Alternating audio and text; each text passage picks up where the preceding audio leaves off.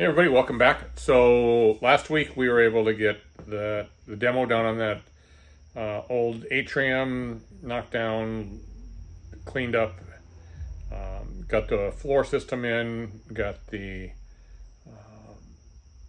walls stood up, got the OSB on, got everything kind of framed, and then we got some of that repair done. So we'll look at that repair a little bit this week. And then also we're going to look at getting the roof up and how that's going to work, and getting some shingles on, and we'll see what else we can get done this week. It will be a short week, so we'll see how far I can get. And then in the following video we'll have some of the mechanicals coming by and some of the things that they're going to need to do, and look at some of the challenges that they're going to have. So yeah, so let's get on the job site, take a look at what's going on. All right, so now we're getting ready to do the rafters, and so a couple of things going on here. So this bottom 2x6 would be my ceiling, the bottom of my ceiling. The top 2x8 is where my rafters are going to land. And so what I want to do is figure out, I set that line because I wanted to be, one row of siding below the windows. So with this now I can get my dimensions on what my rise and run is, and then calculate the length of my rafters. And so that comes in over there. I didn't do a lot of filming of this over in here, but I basically replaced whatever was rotted, covered it over with some 3/4. Wasn't too bad. And then I do have to do some sealing to try to make sure that we don't get any more leakage up underneath those windows. They're just really not done well. So when I'm doing the flashing, we'll take care of that. So the next thing I got to do is I got to figure out where my height is of my rafters over top of my top plate, and figure out what that distance is so that I can get at the end of the day, I can get, actually let's go out the outside and that'll make more sense. All right, so there you can see underneath the window where I've got that 2x8, that will be the top of my roof. And then the thing I do want to do is make sure that my windows, this is not a piece of siding, this is just a piece of trim underneath between the window and the soffit and fascia. That is going to be continuous going around. I want to keep my soffit the same distance out and be able to match up. So a little bit of a challenge that I've got is this is going to be considerably less in height than roof than the other one. So I've got to get that so it lines up. Once I get the first one established, then it's just cutting out a pattern. Now this roof is considerably less than I would normally like to do, but in order to get the ceiling height, then I think we're going to end up around a 312. I really like, and then we'll put ice and water shield over this whole thing, but we'll go through that later. So it's not ideal, but we've got windows there, we've got ceiling heights, and trying to get them all meshed in there is this is kind of the best we can do. All right, so this is now, I believe we're in day 6, and this is what we're gonna do is get started, get set up, lay out my rafters, and I'll go through kind of how I figure those all out, get those laid out, get them up on the roof, and then from there I'll get some sheathing on, and that probably will be wrapping up the day. All right, we got a little glare here, but we'll see if we can make this happen. So now we're going to figure out our rafter lengths. So what I need to know is I measured from the top of my top plate, which would be my ceiling height, up to the top of where the 2x8 we put on there is a 27¼ inches.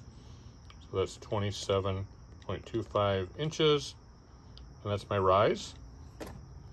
And then I measured from the face of the 2x8, actually the face of the 2x6, back to where would be the face of my wall.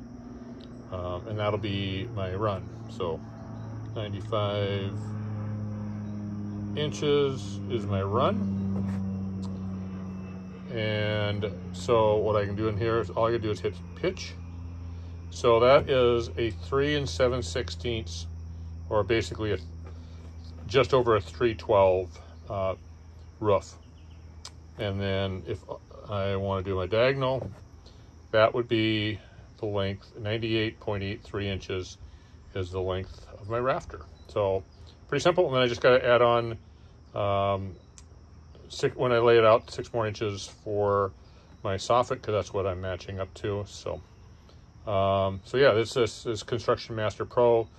I pay for it, and I can use it both on my actually I have the iPad and I've got an iPhone, so I use it on the same device, and I pay for a yearly subscription, and I don't remember what that is, but I use this a lot for drywall calculations, rise and runs of stairs, and it's got a lot of apps. I just don't, probably don't utilize it enough, but yeah. So that's how I come up with my rafters. So one of the things I forgot to mention is being able to figure out what my cut is. And if I go in, I just did the diagonal. If I go back over to pitch, it tells me that, it's a 3 7/16 by 12 pitch. But I also go in here, and that's 16.1 degrees, 01 degrees. So that is my vertical cut. So that'll be what I cut my rafters on both sides, on the top and bottom, to get and that'll be the vertical on my bird's mouth. So yeah, so I just forgot to mention that. So yeah. So we'll just get those laid out and go to town. All right, so this is the next day. So now I just got to finish up a little bit of the plywood. I was short 1 sheet of plywood. Had to pick that up, and then from there I could get my drip apron, or my apron for my gutters, and then I can start putting ice and water shield, because we are under 412. I will run ice and water shield all the way up the entire roof, and then all the way up on up the walls, and then I can get get some shingles, and then I can get started on that. I was able to find a really close match on the shingles, and so I was pretty happy about that, and got that all laid out. And then there was a couple of things I had to wait to the end to finish up this up, because I had to do some more work on that little short wall. Hey everybody, so today I'm going to be working on soffit fascia up behind here, and I'm working with a product that I hadn't worked before. I'm not sure actually how long it's been around. I know I've heard of it a couple of times, just haven't had the opportunity to use it. It's called Windsor One. It is I believe it's a southern yellow pine, and then it's primed, but and you can get it in actually a lot of different sizes and dimensions and moldings, and they have the one version called Protect, and it's a lot of just more traditional, like 1x2 and 5/4 material, even some 2x material that comes pre-primed, and then you have to seal it back up when you're if you do any cuts, any end cuts, anything, then you have to reprime it. But it's got it's guaranteed for 30 years, which is kind of amazing.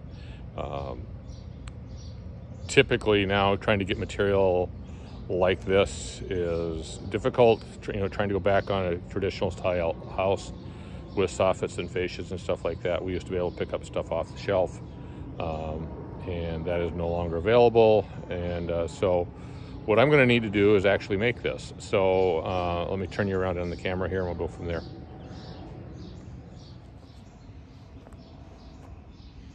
All right, so this is the product. Get it so I can tip it over. So this would be what would be equivalent to a 1x8. So it's 3/4 by 7 1/4. It is stamped. I think it's down here. It's Windsor One Plus Protect. They make it in the US. They do want, it's good for interior, exterior. There's some limitations on how close to the ground and for flashings and stuff like that. But that comes in 16-foot lengths. And like I said, it's varying. There's like many different styles of or availabilities from 1x2s to 5/4x12s. They've got crown moldings and a lot of interior moldings. So this stuff is not cheap. I think this board here was about, I think, $89 if I remember right for a single board. So so it's not cheap, but if I was buying traditional lumber, it would be bent and warped, and it wouldn't be primed and stuff like that. So this is, I think this will work out well. So then it will match up to that existing soffit and fascia up there, and we'll come around here, and then we'll wrap up on that gable end. So, all right, so time to make some cuts. The one thing I have to do is I have to put a 1/2-inch groove on the back of this in order to meet my soffit will go into that dado, and then I'll have a nailer on the back. So when it's done, it should look like it's always been there. So, all right, so now we're gonna get that soffit and fascia put together with that Windsor 1, and get the groove plowed in there, get that reprimed, and get that up on the building, get a nailer in, and then we'll close in that end gable and get that fascia to wrap all the way up around there, and then wrap up the last little bit of shingles that we've got going on in this thing. And then we'll be pretty much wrapped up on the exterior.